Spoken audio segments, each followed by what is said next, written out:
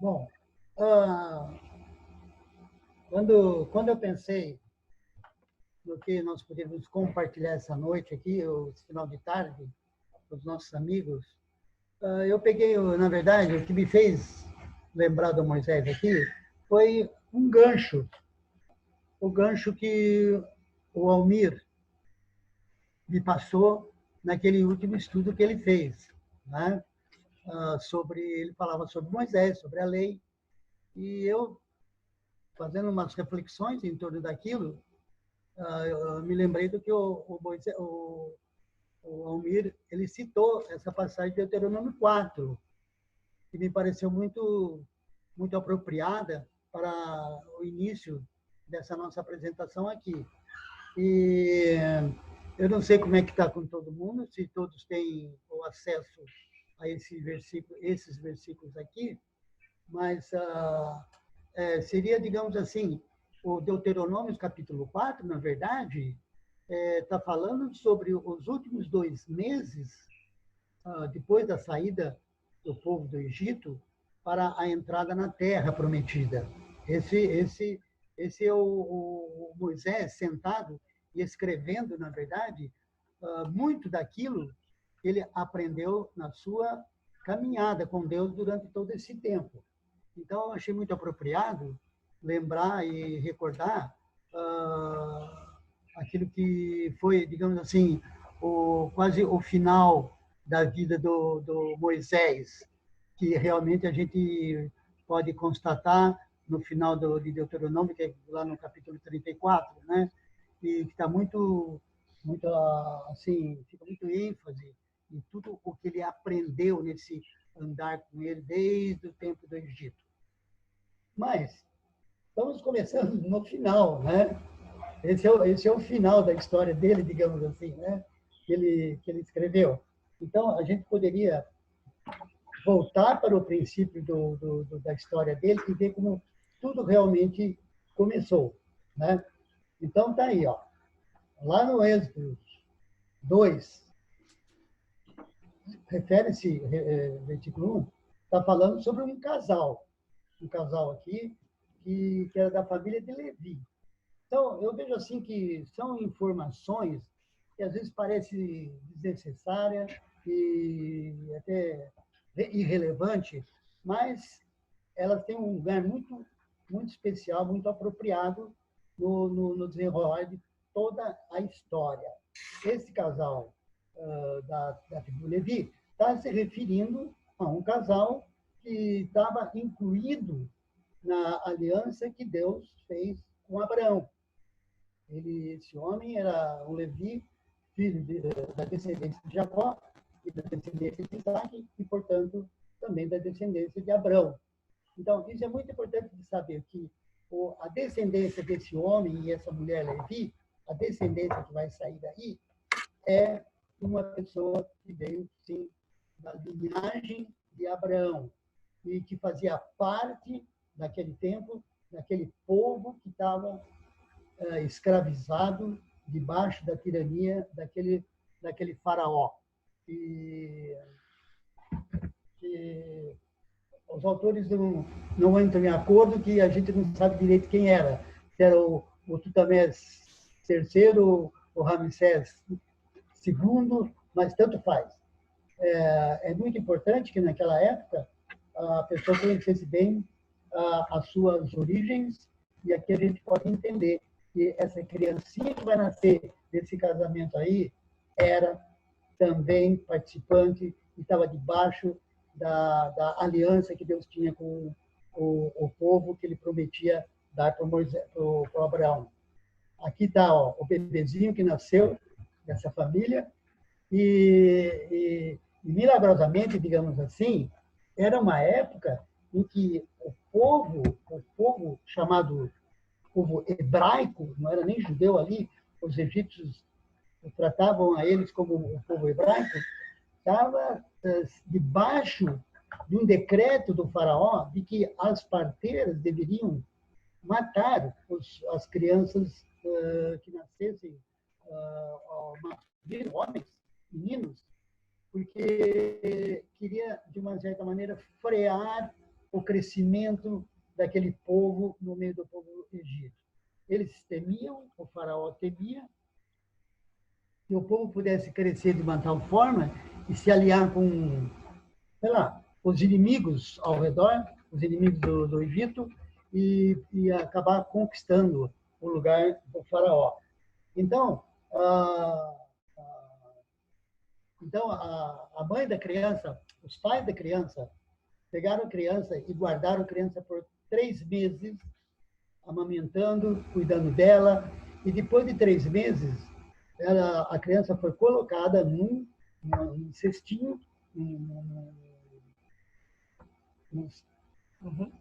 pode deixar aqui, num cestinho e colocado na beira da correnteza do rio Nilo, com a ordem da mãe para a sua filha mais velha, que era a irmã do gurizinho ali, que estava no cestinho, de que ela o acompanhasse. E o que aconteceu é que a gente já conhece da história toda, que o bercinho ali, o cestinho, caiu nas mãos da filha do faraó, né?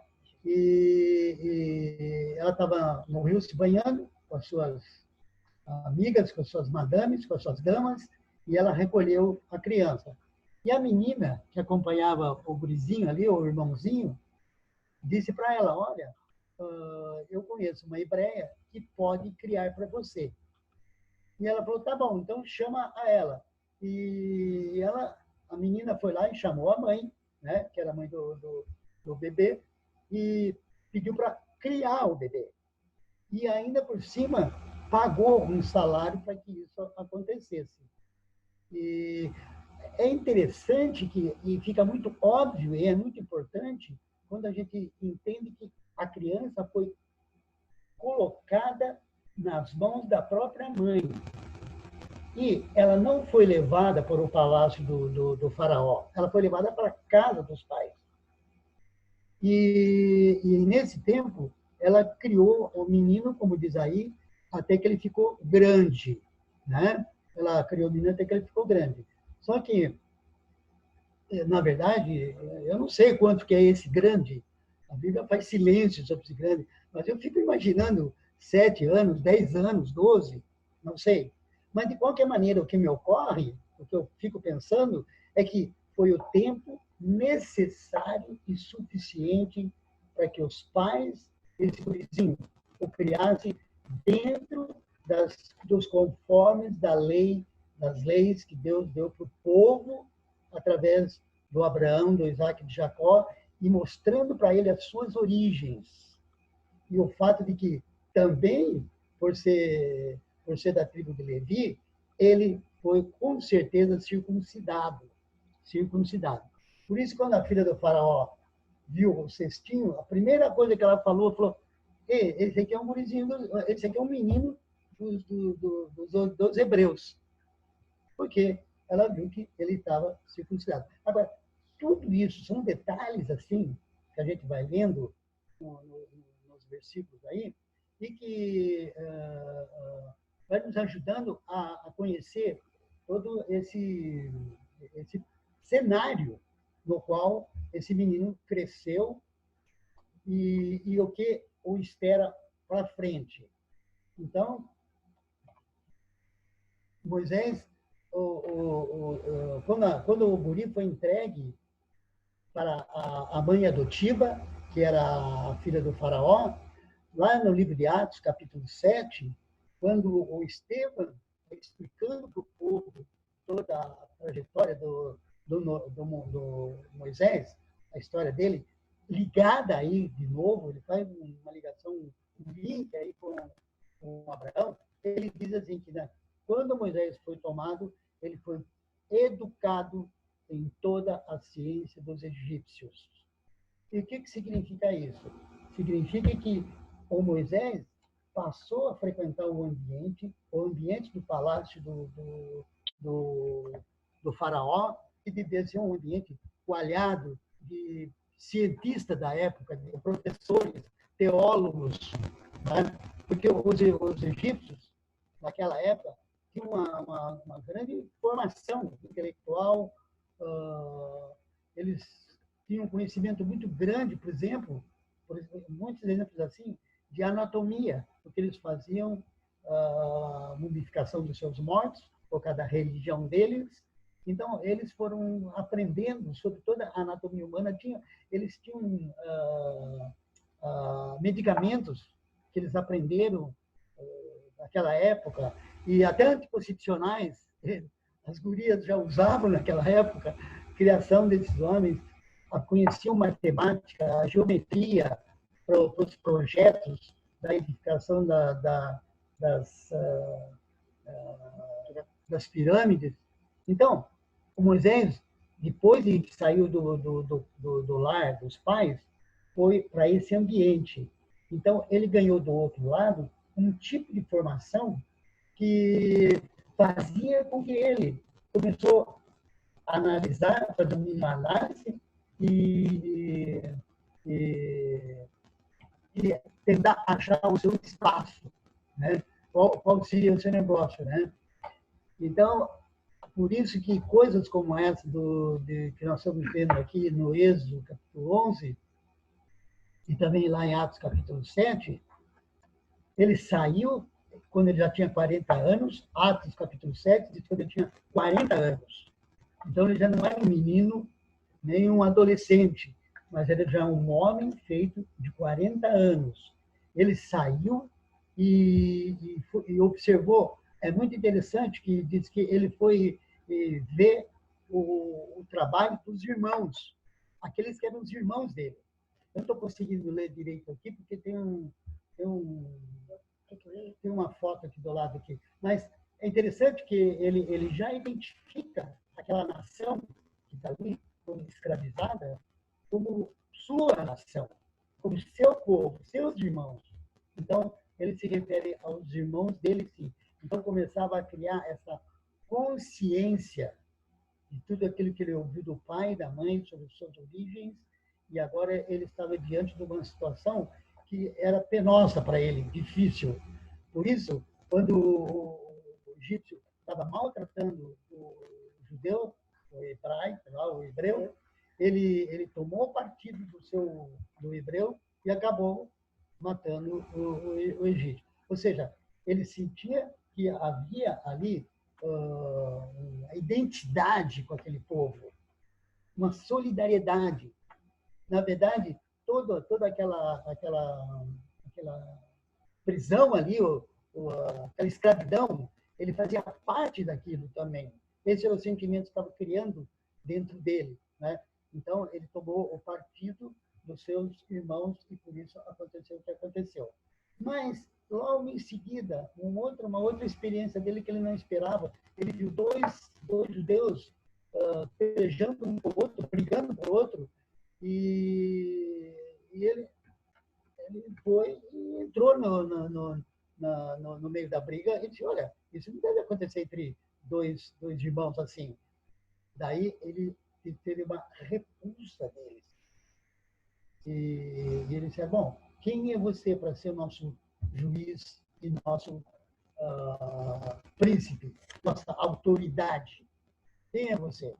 Então, o Moisés já começou a detectar nesse tempo que ele estaria entre dois fogos cruzados.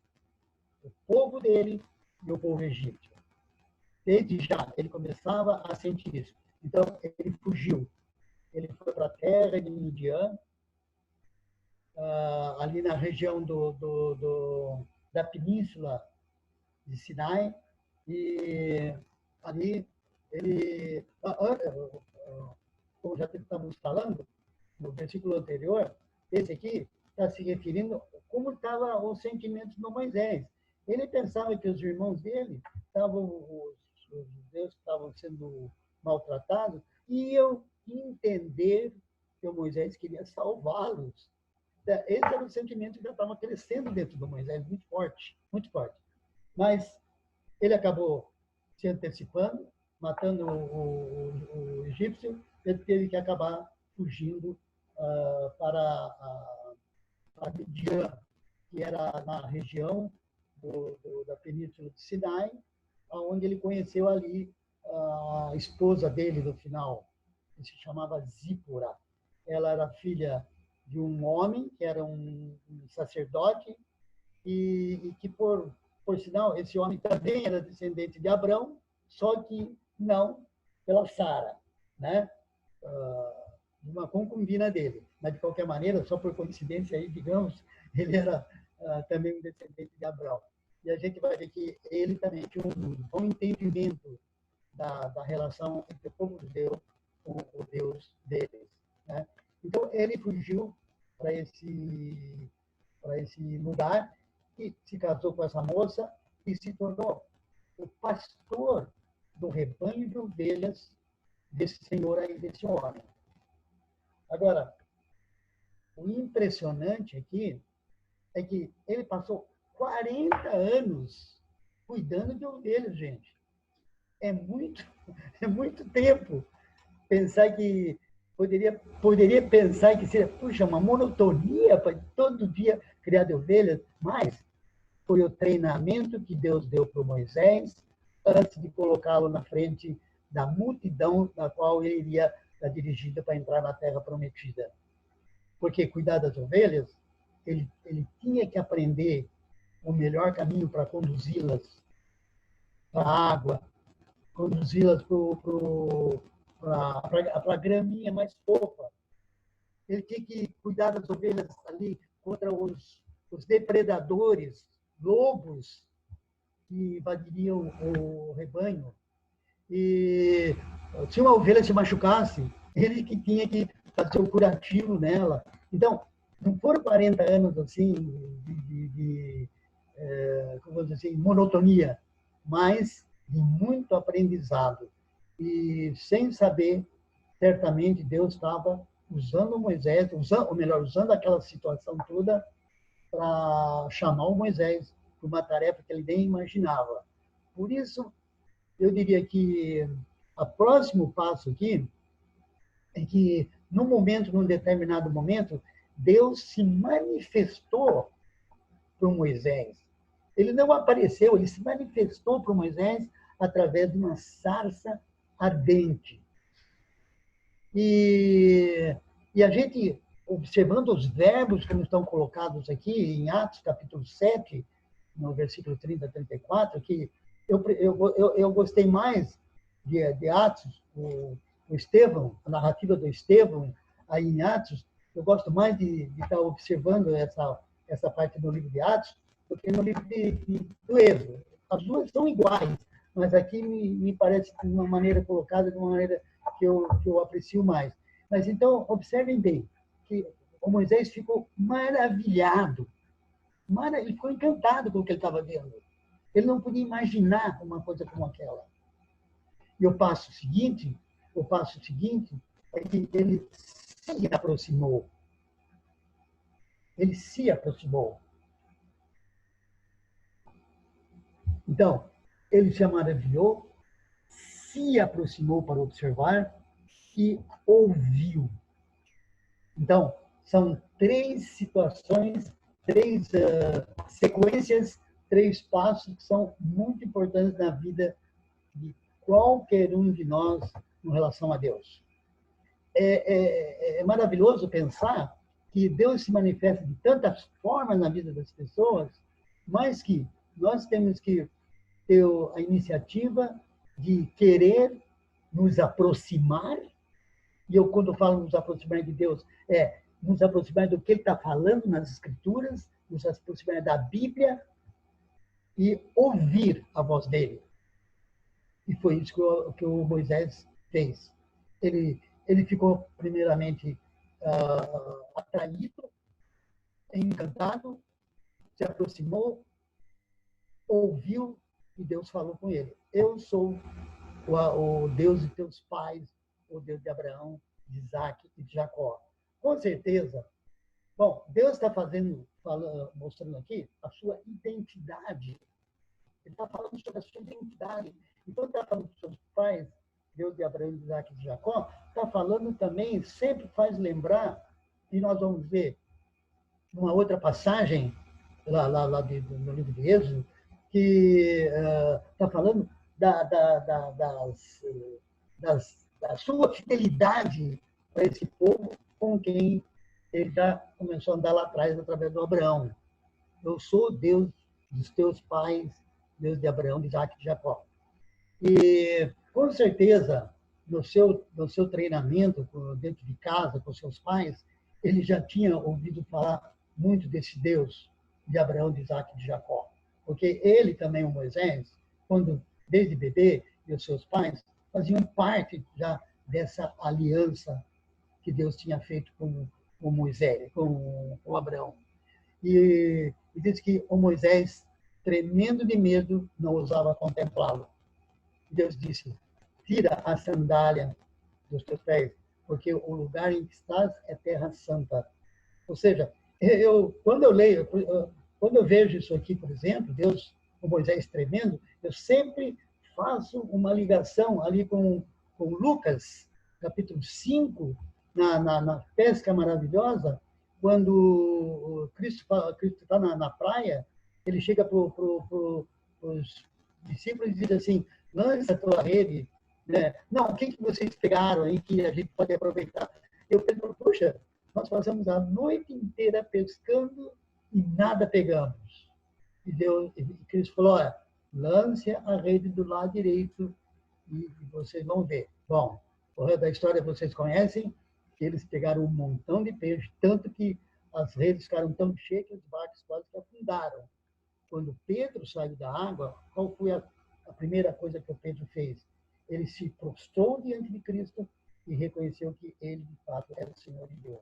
Então, quando eu leio aqui que Moisés tremeu de medo diante de Deus, aqui, eu entendo assim que ele reconheceu que verdadeiramente ele era um pecador e por isso ele tinha que tirar a sandália dos pés. Sim, Deus estava falando: onde eu estou é santo, porque eu sou santo. Agora, os teus pés têm andado nesse mundo de pecado. Então, tira a sandália, por favor. Então, o Moisés tirou a sandália.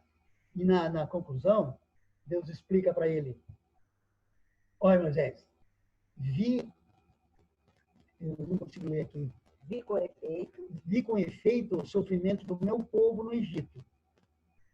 Ouvi o seu gemido e desci para libertá-lo. Vem agora e eu te enviarei ao Egito. Agora, eu gosto dessa colocação aí, no original, que está, né, tá em grego, né? Eu não conheço muito grego, mas de vez em quando, né, a gente se sai bem. Essa expressão vi, no original, está escrito assim: vendo, eu vi. Entende, gente?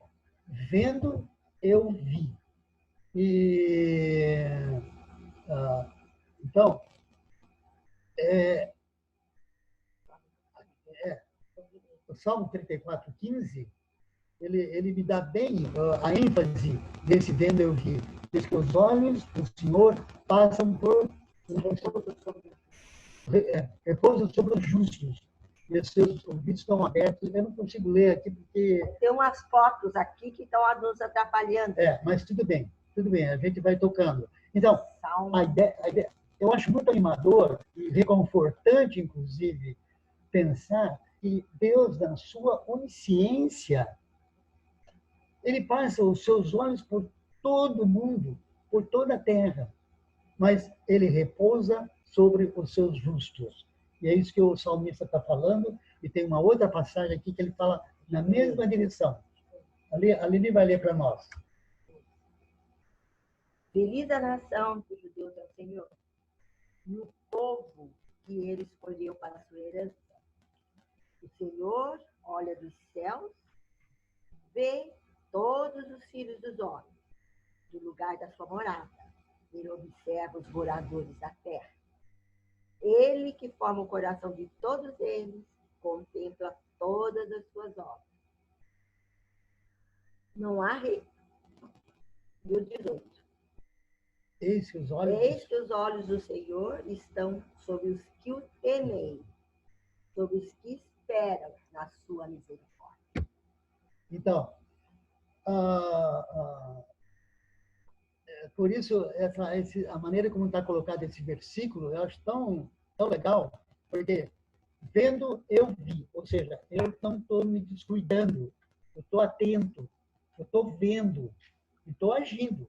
Eu estou vendo o povo do Egito clamando, o meu povo clamando no Egito, ouvi o seu gemido. E desci para libertá-lo. Ou seja, eu estou tomando agora uma medida para você. Vem agora. Vem agora. Por que esse vem agora? Porque o Moisés tentou antes fazer do seu próprio jeito, fazer justiça e salvar, digamos, o povo aprisionado lá no Egito, do cativeiro, e ele se deu mal. Por isso, entre aspas, entre colchetes, entre parênteses, Deus está dizendo: você tentou antes, de teu jeito, mas agora eu estou te enviando, sou eu que te envio para lá. Vai. Né? E,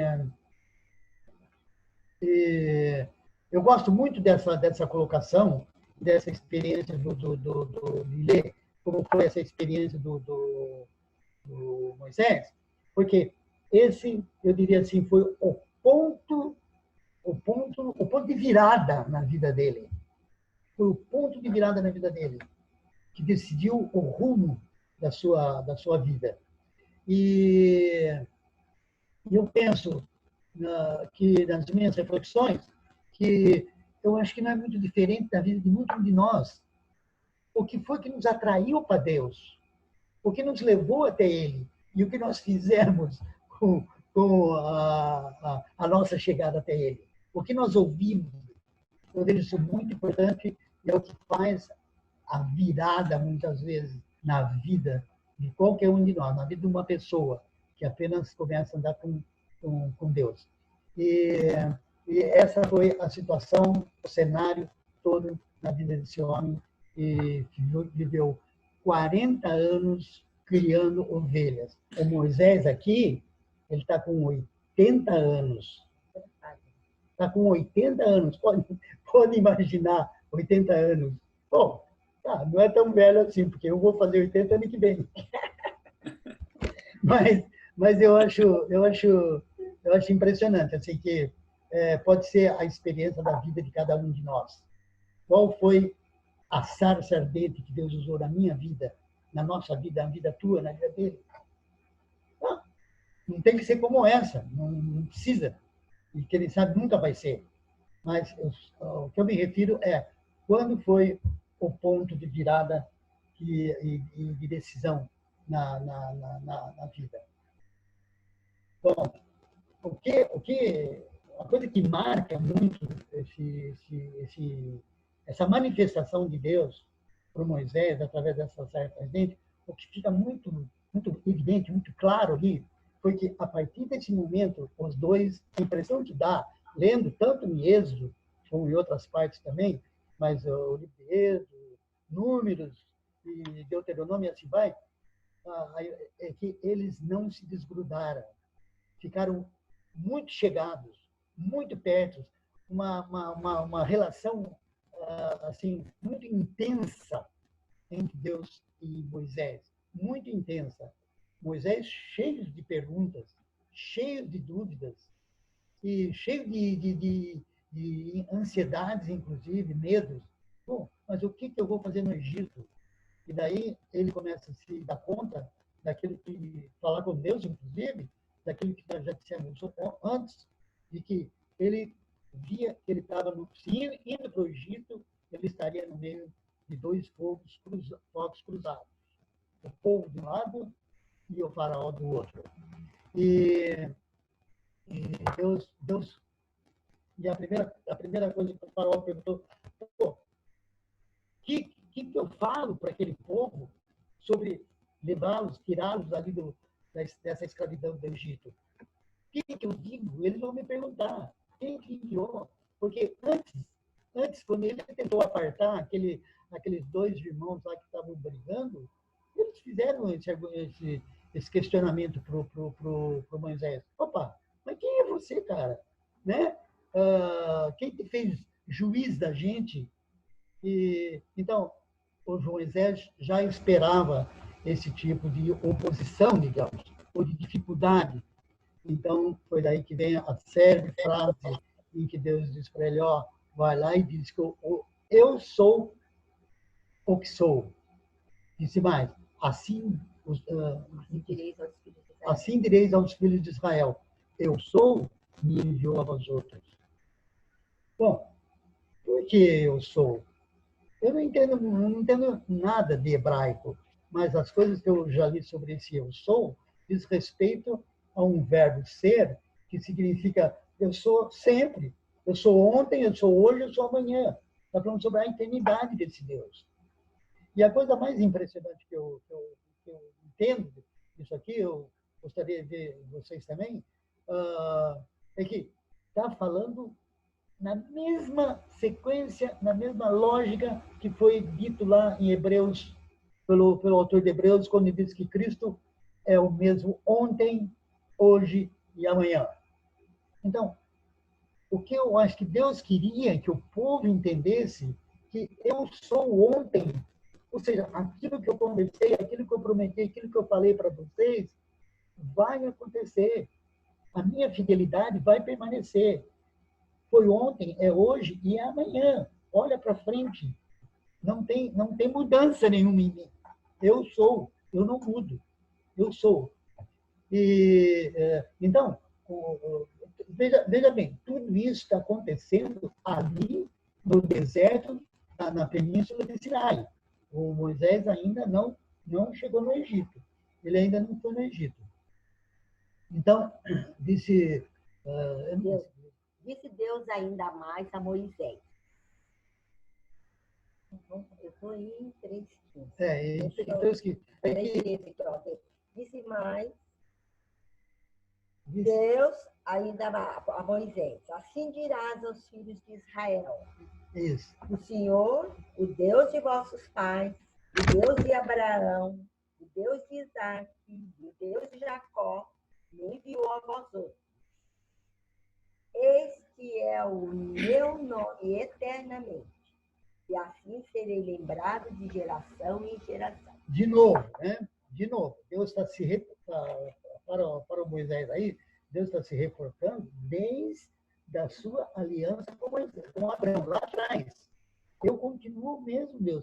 A aliança que eu fiz com Abraão permanece para todas as gerações e para todo o povo, o meu povo, que anda debaixo dessa minha aliança por fé. Então, Deus deu essa resposta para Abraão. Mas ele sabia também que o faraó não ia gostar dessa história. Ele disse assim, vai ser páreo duro, Moisés, porque o faraó vai dificultar as coisas. E a gente sabe, esse é um ponto até discutido muito sobre Deus dizendo que ele endureceria o coração do faraó.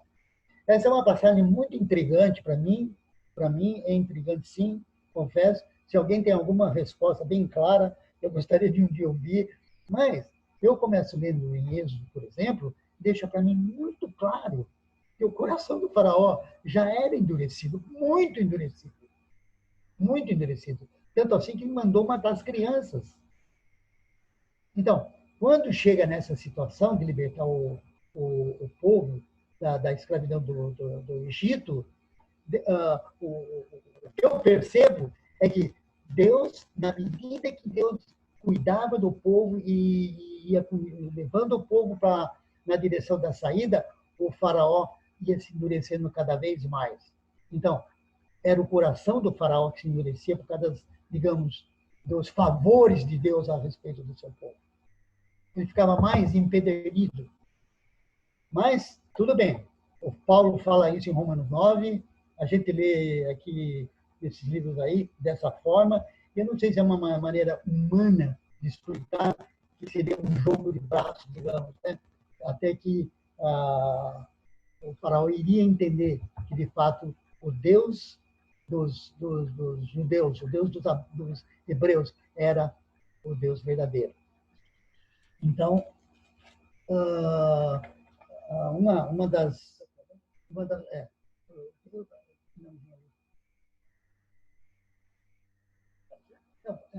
não, pode ler tudo aqui.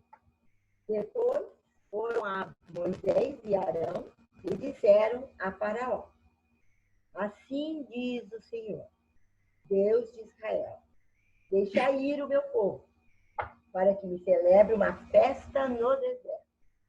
Respondeu o Faraó: quem é o Senhor, para que eu lhe ouça a voz e deixe ir a Israel? Não conheço o Senhor, nem tampouco deixarei ir a Israel. Então, essa era a posição forte do faraó, sim, e que deixa, para mim, assim, claro o fato que ele estava se endurecendo de verdade e cada vez iria endurecer mais ainda para impedir o povo de se livrar, de sair do Egito, né? E, e a gente vê aqui que Deus aproximou o Arão do Moisés, porque eles não estavam juntos lá no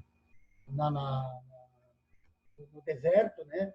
no Sinai, na península de Sinai, e Deus fez com que o Arão chegasse lá para eles fazerem, digamos assim, uma equipe para juntos irem falar com o faraó. E então essa passagem mostra as coisas que aconteceram, os desafios que o faraó lançou diante do Moisés e do Arão, agora já no Egito. O Moisés saiu lá de onde estava, da casa do seu sogro, lá junto com as suas ovelhas, digamos assim, e voltou sim para o Egito com a família, com a mulher e com os filhos. E se juntou aí com o Arão e juntos eles foram conversar com o faraó. E, sem dúvida, a coisa que o faraó mais questionava é, bom, quem é esse Deus de vocês? Eu não conheço, eu não estou nem a fim de saber. Que sinais vocês fazem? Agora, é muito interessante que, na medida que a gente lê essas passagens, né, o Deus tinha colocado quase nada na mão do Moisés e do Arão, a não ser aquele bastão que ele fez virar uma serpente e depois manda que o Moisés pegasse a serpente pelo rabo e ela voltou a ser o cajado que ele tinha jogado no chão. Mas o mais interessante que começa aqui é uma série de sinais que Deus faz no meio do povo, junto com o povo, para mostrar e convencer esse faraó de que ele, de fato, era o Deus daquele povo e que ia tirar o povo de lá. Esses sinais devia mostrar para ele que Deus era maior que ele. E quando eu vejo, bom, daí, logo em seguida, vem as pragas que estão listadas aí, das águas que virou sangue, da rã, dos piolhos, assim, até a praga número 9. A praga número 9. Quando eu leio essas pragas assim, como sinais de Deus, eu fico sempre lembrando aquilo que o João, o apóstolo João, fala no final do seu livro, do seu evangelho, lá no capítulo 20, acho que é versículo 30, 21? Não, é capítulo 20, versículo 30, que ele diz que, olha, fez Jesus entre os discípulos muitos outros sinais que não estão escritos neste livro. Estes, porém, foram feitos para que creais que Cristo é o Filho de Deus e que para que crendo tenhais vida em seu nome. É muito interessante assim, essa comparação, esse paralelo, porque um pouco antes, na conversa com o faraó, Deus diz, através do Moisés, para o faraó que eu quero que o povo judeu é meu filho, Então, eu quero que meu filho saia do Egito, né? E meu primogênito, ele é meu primogênito. Essa expressão está, se eu não me engano, está em... Bom, eu não me lembro agora. Bom, então, são 9 pragas como sinais para que, fique esperto. Agora, sabemos que no mundo, né, no mundo sem que não anda por fé, digamos assim, não seja uma maneira elegante até de falar, mas as pessoas que não creem nas escrituras e que têm uma boa formação científica, inclusive, justificam e explicam que essas 9 pragas são acontecimentos regulares naquelas terras, ou eram regulares naquelas terras ao redor do rio Nilo. Era mudança de comportamento do rio, de temperatura, de ventos, e isso criava situações para desenvolver pestes de mosca, de piolhos, sabe? Existem muitas explicações, até científicas, para mostrar que, bom, isso aí não tem nada de sinais divinos, milagres divinos. E eu até posso dizer que pode ser, é possível, é muito possível. Agora, para mim, o difícil é como eles explicam uma passagem como essa. Porém, contra nenhum dos filhos de Israel, eu não consegui. Eu vou ter que ir lá. É isso, Ou seja, está dizendo, a ciência não consegue explicar para a gente como é que havia uma blindagem sobrenatural em cima do povo. Como é que está? Porém, contra nenhum dos filhos de Israel, desde os homens até os animais, nem ainda um cão posará, para que saibais que o Senhor tem distinção entre os egípcios e os israelitas. Então, como explicar que havia era um problema de seleção? Deus selecionou ali quem deveria ser atingido, não? E ele blindou os seus filhos, o seu povo, as suas famílias, que ainda andavam pela fé e estavam debaixo das promessas, da aliança que ele tinha feito para o Abraão. Então, essa é uma parte que eles não têm explicações ainda, mas eu recomendo que seja um bom teste para se fazer um mestrado em torno disso e se defender uma tese de doutorado, não sei. Mas essas pragas realmente aconteceram desse jeito. Agora, a próxima praga, que é a morte dos primogênitos, essa essa é essa era uma praga em que Deus tinha Deus tinha avisado o povo da necessidade, sim, de sacrificar um cordeiro, matar um cordeiro e, com o seu sangue, pintar as ombreiras da porta. É uma história que todo mundo conhece, mas é impressionante, porque Deus diz assim, olha, vocês pintem a porta com o sangue do cordeiro. Quando eu vir o sangue, eu enxergar o sangue, eu ver o sangue, eu vou passar. E não haverá entre vós pragas para ferir, que estão ferindo a terra do Egito. Então, Deus estava advertindo um pouco da necessidade que não bastava conhecer que é isso que tinha que fazer, mas tinha que realmente fazer. Então, foi quando eles pintaram o sangue e Deus passou e eles se tornaram. O sangue foi essa blindagem que deu a proteção total contra a praga da morte dos primogênitos. Então, tudo isso nos faz lembrar o que o autor de Hebreus fala sobre Moisés. eu acho impressionante. Nós estamos falando aqui dessa distância entre Moisés e Cristo que viria, mas no coração de Moisés isso já estava muito forte. Ele já começava a entender que, ah, ah, que Deus já estava enviando e preparando, já tinha preparado, estaria enviando aquele que viria para socorrê-lo e ser o salvador da sua vida. E por isso, eu gostaria de ler aí. Deixa eu faço. Lê para mim. 24, né? Pela fé, Moisés, quando já homem feito, recusou ser chamado filho da filha de Faraó, preferindo ser maltratado junto com o povo de Deus, a usufruir prazeres transitórios do pecado, porquanto considerou o opróbrio de Cristo por maiores riquezas do que os tesouros do Egito. Porque contemplava o galardão.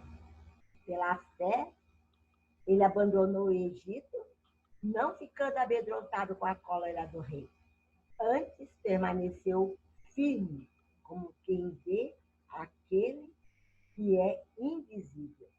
Pela fé, celebrou a Páscoa e o derramamento de sangue, para que o exterminador não tocasse nos primogênitos dos israelitas.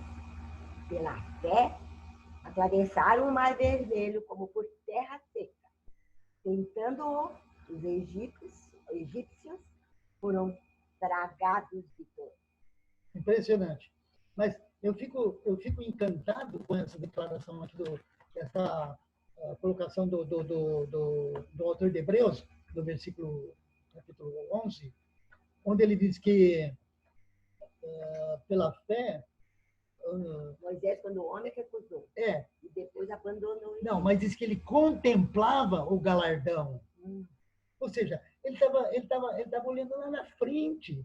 Ele estava olhando lá na frente, que seria a vinda do Filho de Deus para tirar todo o povo dele do cativeiro do Egito, que era um tipo de mundo, e um cativeiro do pecado, né? E por isso ele celebrava a Páscoa. Então, é interessante pensar que Moisés já tinha no coração e na mente, contemplando isso. E em Êxodos, desculpa-me, em Hebreus, capítulo 11, versículo 13, vai na direção do que estamos vendo aqui. Todos estes morreram na fé, sem ter obtido as promessas, vendo-as, porém, de longe e saudando-as, e confessando que eram estrangeiros e peregrinos sobre a terra. Exatamente. Então, diante dessa situação, eles saíram naquela noite que houve a morte dos primogênitos e saíram em direção ao deserto, passar pelo Mar Vermelho, atravessar o Mar Vermelho. E, mais uma vez, um tremendo desafio na frente de todo esse povo. Não, essa é uma observação sobre o sangue do Cordeiro, mas não é esse que eu quero. Aqui, ó, Moisés atravessando o Mar Vermelho. Deus abrindo o Mar Vermelho. Deus diz para ele, Moisés, põe o cajado na frente e as águas vão se abrir. Então, foi isso que Moisés fez e o povo passou com os pés enxutos, como diz outra passagem.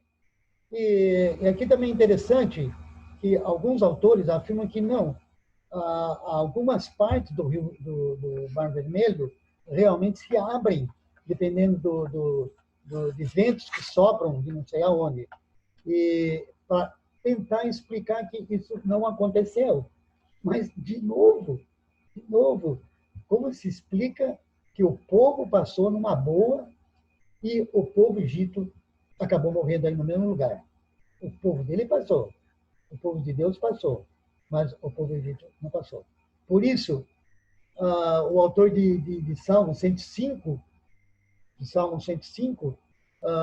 eu acho que é versículo 37, ele diz que todo o povo que saiu do Egito não tinha um só inválido. É impressionante. Só pode ser coisa de Deus mesmo. Então, não dá para questionar, não.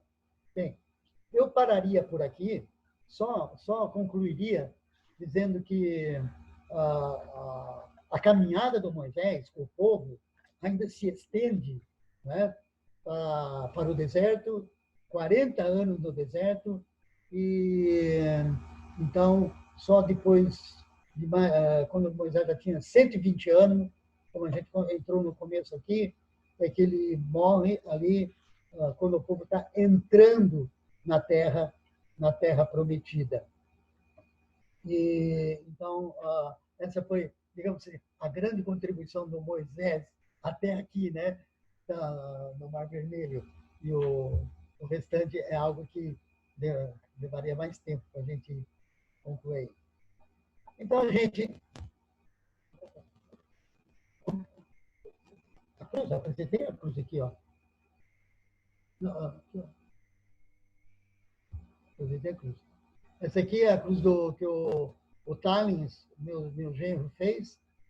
E eu gosto muito porque ela tem um pai aqui puxando o filho para atravessar, a mãe esperando. Eu acho muito bacana, muito bacana. E que é o símbolo, né, representando aquilo que o Moisés presenciou lá na saída com a morte dos primogênitos, né? Está aqui, ó, representado a cruz, e ele estava olhando esse momento aqui. Bom, gente, muito obrigado pela paciência de vocês.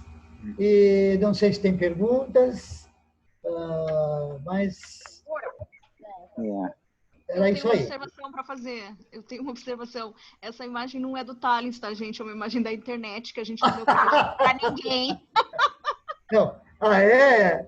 Eu pedi desculpa. É que o Thalins fez uma ponte que eu adoro. Eu queria que ele me desse aquele, ele não achou. E quando a Denise trouxe essa, eu pensei, bom, essa também é dele. Mas não. Falta os créditos. De qualquer maneira, foi uma grande ajuda, viu, Denise? Uma grande ajuda, filha. Olha, gente, ainda está todo mundo no mudo, então se alguém quer fazer uma observação ou algum comentário, né, tira do mudo, passa para... Depois volta no mudo para os outros poderem, né? Não... Tá com vocês. Quero mandar um abraço para todo mundo. Emerson, sou amigo do Carlão, tô aqui na Pão. O Carlão não conseguiu logar. Acho que ele está em Campinas. E eu estava olhando todos aqui, acompanhei a apresentação, parabéns. Obrigado pelas palavras, pela oração. E fico muito feliz de estar vendo grandes pessoas aí. A gente conheço algumas do encontro que foi em Floripa, né? O grande Almir, tem bastante pessoas que eu conheço, Oswaldo. Então, desejo a todos aí que a gente passe por essa fase, que tudo passe muito rápido, que Deus nos abençoe. E obrigado pelo convite, por estar próximo aí de vocês. Eu queria também agradecer, apesar de eu chegar quase no finalzinho que eu consegui a conexão, mas é sempre um grande prazer ouvir o Oswaldo. Quer falar aí, mãe, próxima, a gente vai o tempo todo. Agora, eu gostaria, como eu perdi a oração, eu só gostaria que alguém pudesse fazer uma nova oração, pelo menos de encerramento, para que a gente possa comungar com vocês.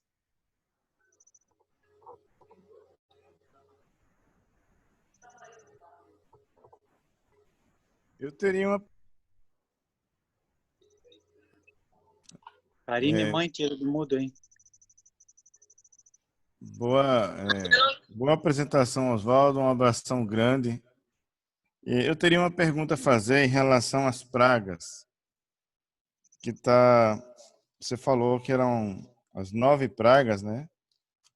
e a 10ª, mas as pragas que seriam sinais de Deus. Então, eu queria assim, uma explicação melhor em relação a isso.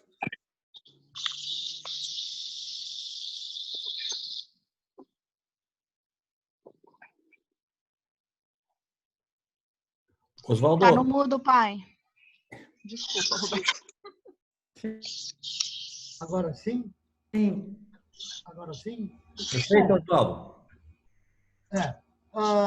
Eu entendo assim, Parede, que não é diferente. Tem pessoas que precisam realmente de algumas manifestações para que sejam atraídas para Deus. Como eu acho que era o caso do Moisés, que tinha algum entendimento, mas não conhecia Deus, como acabou conhecendo mesmo. Então, as pragas, no caso do faraó e dos egípcios, principalmente, mas do faraó, é para eles entenderem a grandeza desse Deus, porque o faraó era colocado como o Deus do Egito, o Deus do Egito. Eles tinham muitos deuses, muitos deuses. E por isso que ele se opunha a abrir mão da sua posição diante daquilo que se chamava o Deus dos hebreus. Então Deus fez alguns sinais para chamar a atenção dele, para chamar a atenção dele. E mesmo assim ele não abriu mão. Aí são as passagens que eles deram? Peraí, tu não estás no mudo, João. Não estou ouvindo. Segue, pai, é contigo. Não estou ouvindo. Eu concordo com isso. Agora, eu queria saber se esses sinais, essas pragas, eram um meio que Deus estava tendo para endurecer o coração de Faraó. Não sei se teria a ver com isso. Ou era alguma programação que Deus estava tendo para se revelar ao povo, né? Sim. É como eu disse, né, que essa é uma colocação em que dá espaço para muitas dúvidas, muitas perguntas. Só que eu sempre penso assim, eu penso sempre de uma premissa maior para uma premissa menor.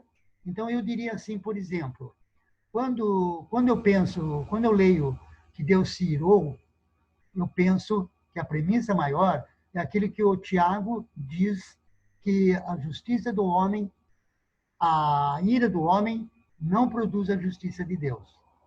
Ou seja, quando Deus se ira, ele está produzindo justiça. A gente pode não entender, mas é justiça. E disso eu não posso abrir mão, entende? Do amor dele, eu posso não estar entendendo por que isso é amor, mas do amor dele, enfim, do poder dele, da fidelidade dele. Não, quando fala que o faraó endureceu, eu fico pensando, Parede, que na medida, assim, isso acontece com pessoas, inclusive, assim, em geral, que você nega alguma coisa para ela e ela vai ficando cada vez mais dura. Então, não é que você endureceu o coração dela, mas é a resposta dela para aquilo que você estava fazendo. É assim que eu entendo.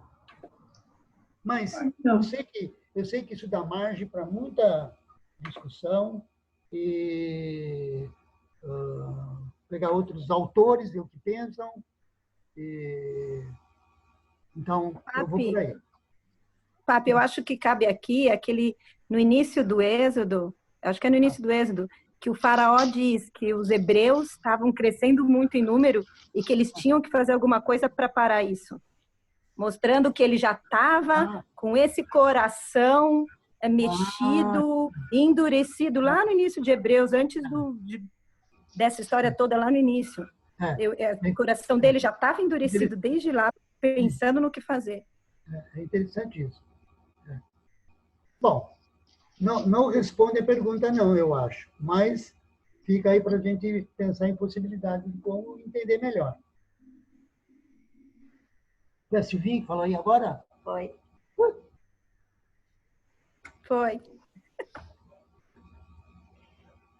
Só uma coisa que eu estava querendo falar. Em relação a essas 10 pragas, né, que o Ramsés presenciou, né, isso realmente a gente pode ver que ele já tinha um coração duro, né, mas a impressão que a gente tem é como se Deus estivesse tentando, não sei se amolecer o coração dele ou se endurecer mais ainda, né? Eu penso que às vezes a pessoa chega num ponto que não tem retorno. Sabe que a gente sempre pensa na misericórdia de Deus, né? Deus essa é uma premissa maior também, a misericórdia de Deus. Mas a gente vê nas Escrituras mesmo que há pessoas que viram, perceberam, participaram, mas não se converteram. Chegaram a um ponto que não dava mais retorno. E eu acho que dentro da história da segunda vinda de Cristo, que virá, né? Eu acho que está colocado isso também. Vai chegar um ponto que parou, acabou. Quem pegou, pegou. Quem não pegou, ficou sem. O trem passou. Né? Então, mais ou menos nessa direção. Eu acho que uma das questões... Bom, não é outra coisa. Eu ia aprender.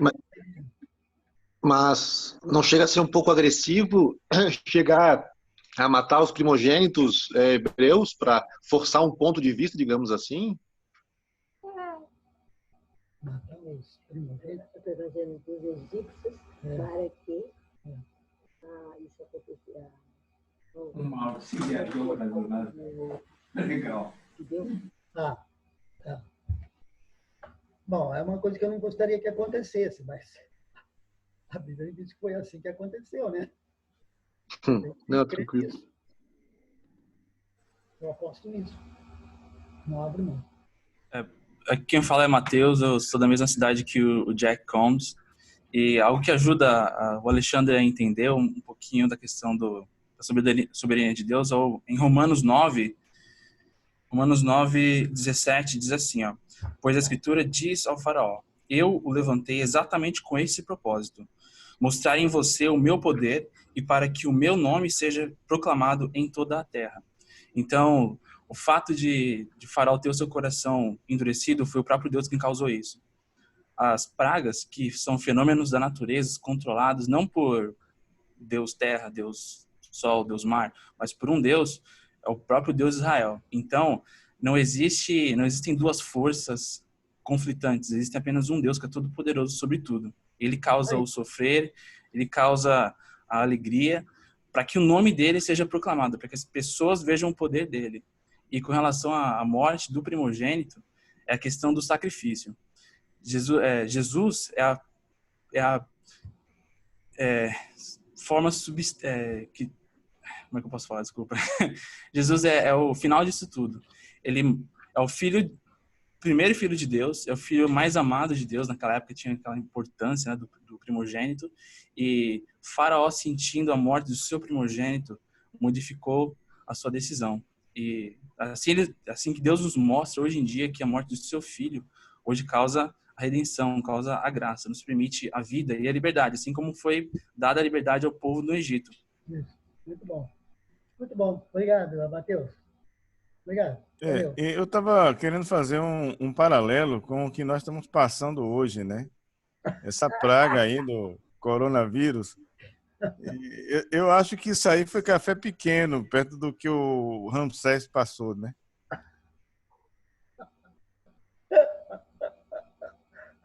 Pode ser, viu? Mas, olha, nós devemos ficar debaixo dessa blindagem, viu? De qualquer jeito.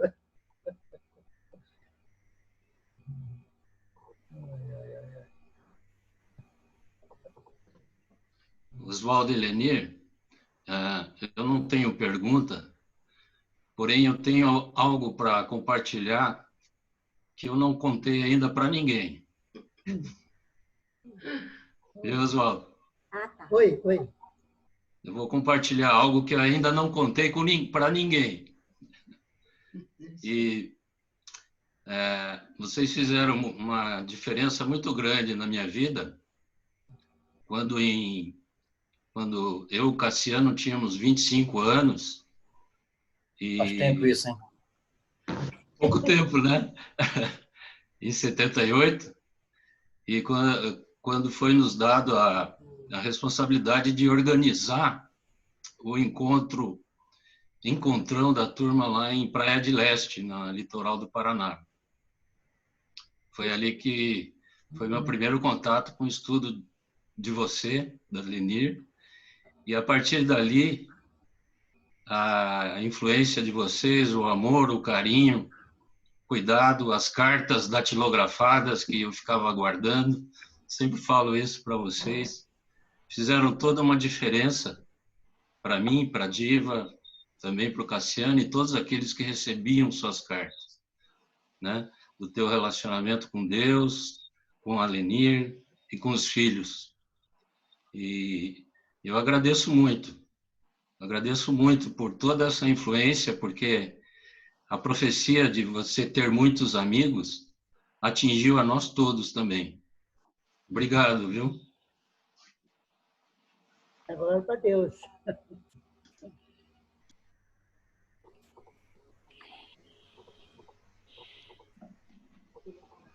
Posso fazer uma observação sobre o coração endurecido? Antônio Carlos Florianópolis falando. Tem algum ser humano que nasce com coração de carne, que não seja de pedra?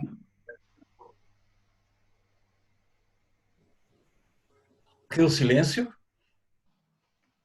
Vou fazer uma pergunta, tá? Se nós nascemos separados de Deus, nós nascemos em pecado, tem alguém que nasce com o coração voltado para Deus? Ou nós todos nascemos com coração de pedra? Repete, por favor. Eu não estou ouvindo Repito, direito. claro, ele é de graça, tá? Minha pergunta é a seguinte, ó, existe alguém que nasça com coração que não seja o coração de Faraó, coração endurecido? Nós nascemos em pecado? Nós nascemos separados de Deus? Sim. Bom, a Bíblia diz que nós nascemos em pecado, né? Exatamente isso. Pecado, né?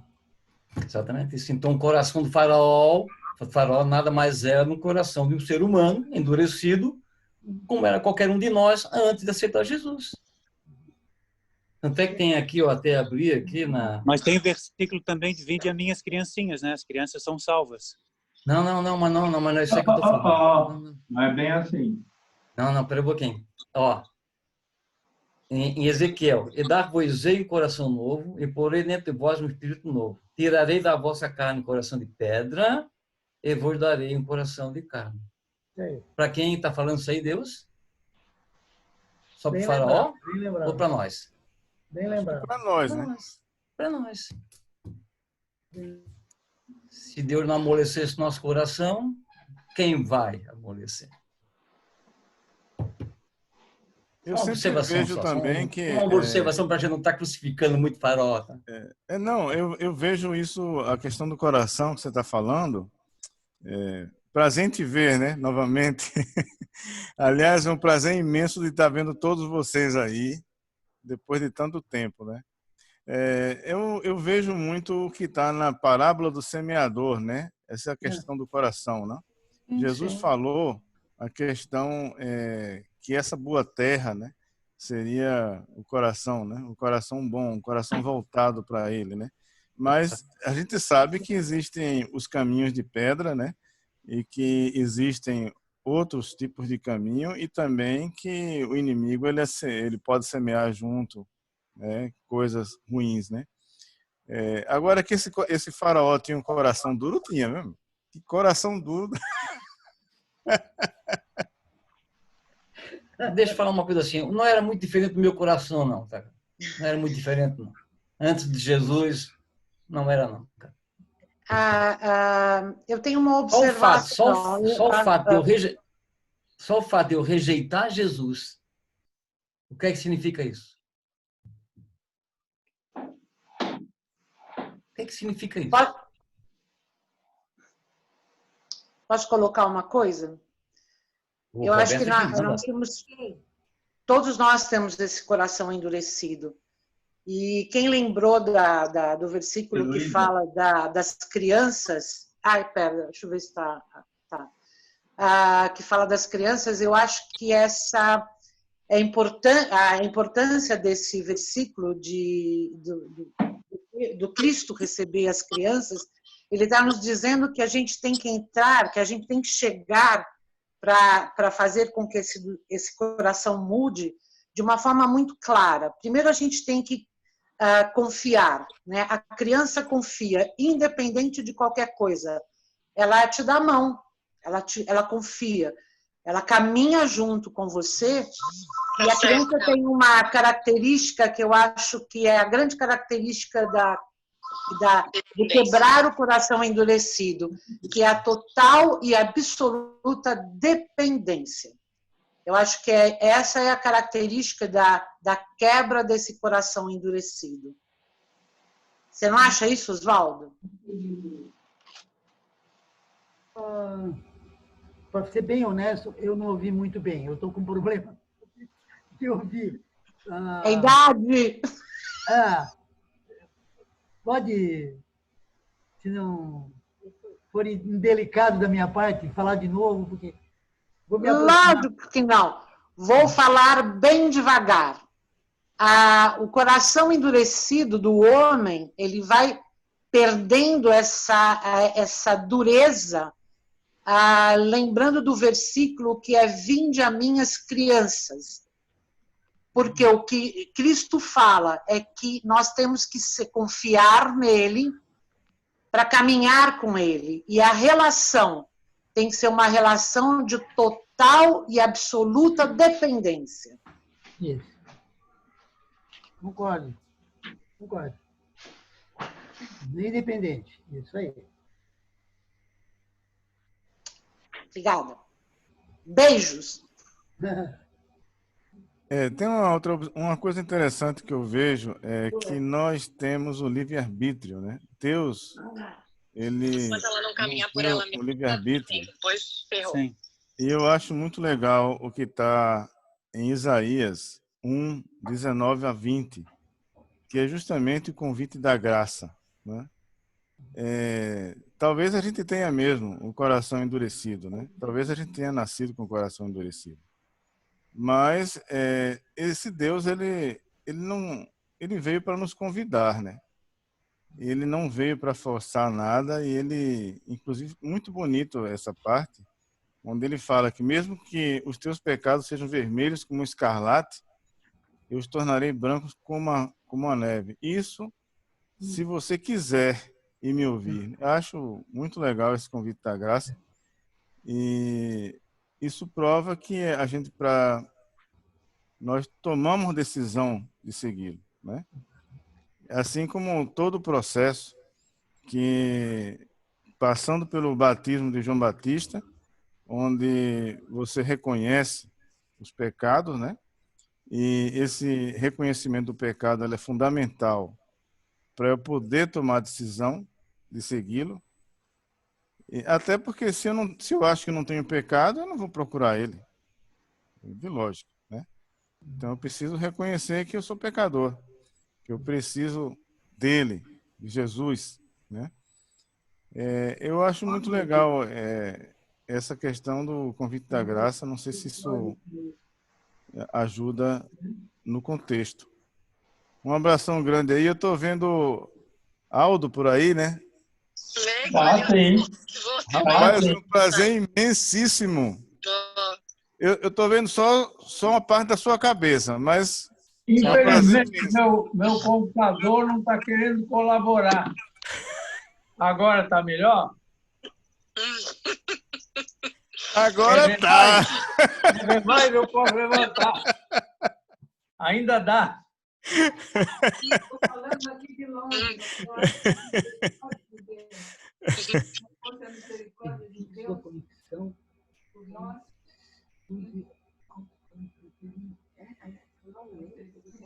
Oi, tio, tudo bem? É o Rafa, a Karine e a Dulce. Nossa,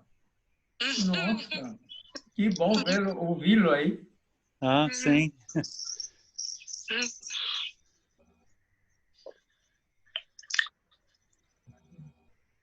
E uma coisa que eu penso, que quando Deus matou enviou o anjo para matar as crianças, eu vejo a misericórdia de Deus ali com as crianças, que só atinge os adultos ali, só atinge mais o faraó e quem perdeu seu filho. Mas as crianças receberam misericórdia.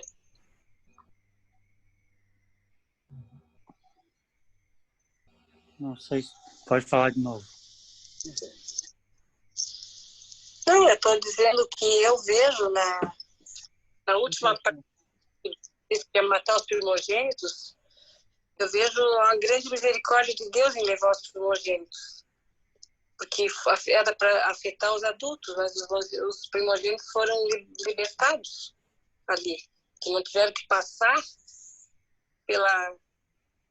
crescer dentro daquela cultura egípcia que ia levar para a morte, para uma verdadeira morte.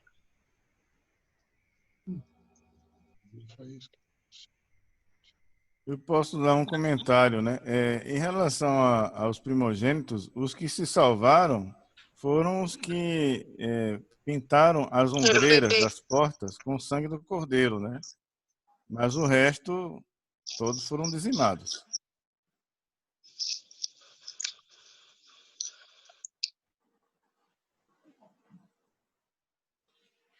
Dizimados na vida terrena, né? Isso, Mas assim, ganhar a vida eterna.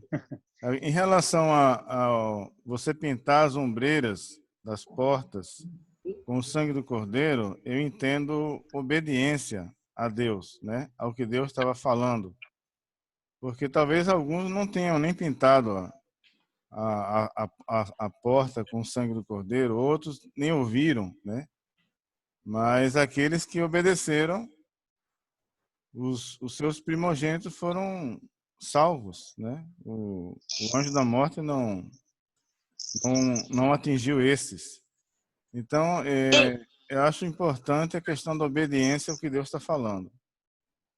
Sim, mas para mim teve os dois lados. O lado da obediência, que ele quis mostrar o poder dele para os filhos, para o povo, para os hebreus, e teve o lado que ele quis mostrar o poder dele para o povo egípcio. Mas eu penso que para o povo egípcio, as crianças terem sido levadas bebês, ou os primogênitos, também foi misericórdia de Deus ali. Mas primogênito não quer dizer bebê, né? O primeiro filho é o mais velho. Ah, também tem isso.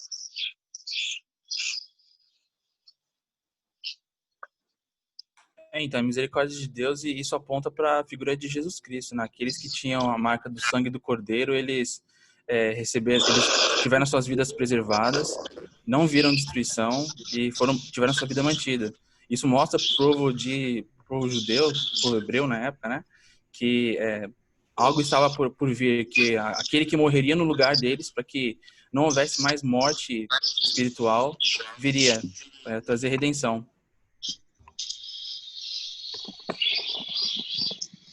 Ok. Uma coisa, só um comentário, essa questão da misericórdia e da graça, né? Isso veio com Jesus Cristo mesmo. Antes, o povo estava debaixo da lei, né? Vocês estão sabendo disso, que é o que está... A lei veio através de Moisés. A graça e a verdade através de Jesus. Então, a misericórdia é quando eu não recebo o que eu mereço. E eu achei interessante porque esses primogênitos foram salvos porque obedeceram a Moisés, né? Ao que Moisés tinha falado, né? Bom, gente, nós já estamos aqui 1h40 e tá muita gente necessitando sair. Então, eu, de novo, queria muito agradecer aí o Oswaldo. Excelente, Oswaldo, maravilhoso. É muito bom que a gente pôde gravar aí para passar para as outras pessoas, né? E todos vão receber um acesso aí ao que foi gravado. E eu queria aproveitar, agradecer também o Aldo, porque ele já se comprometeu a fazer um estudo para a gente dia 4 de julho. Tá? Lembrando aí, o Aldo, ponha na sua agenda. Já está lá. Eu sei, então deixa lá. Não mexa, Dia não. 4 de julho, às 17 horas. Perfeito. E nós agora estamos pedindo para o Jimmy, que está aqui do nosso lado também, vendo se ele também se inscreve para fazer um estudo para a gente, viu?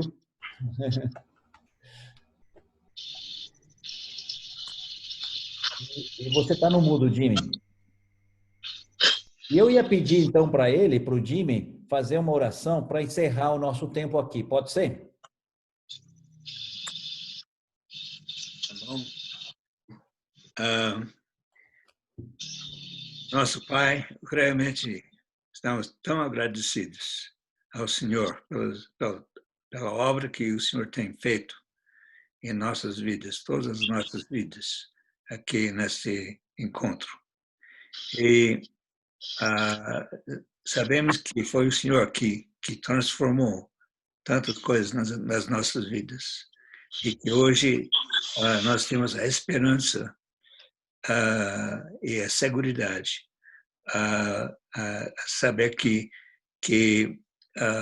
o Senhor vai nos acompanhar em tudo que passa nas nossas vidas e que depois a nossa esperança é encontrar com o Senhor face a face.